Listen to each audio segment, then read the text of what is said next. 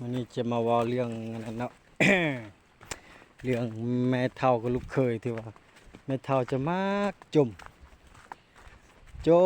แล้ววันนี้จมหลายแล้วเพิ่นเจ็บท้อง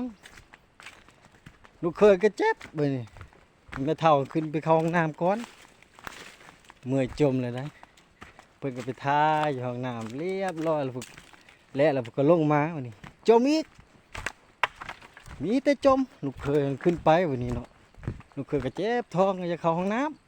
ำไปเบิ่งปอยว่าเอ้ยแม่เฒ่าหันบ่ล้างมีแต่ขี้เต็มป่านนั้นจมแวบอันนี้แหละเขาว่าความอยากหายจะเบิ่งก้นตัวเองจนบ่ร้อนป่านนั้นเว้าให้ผู้อื่นนี่นั่นเฮ้ย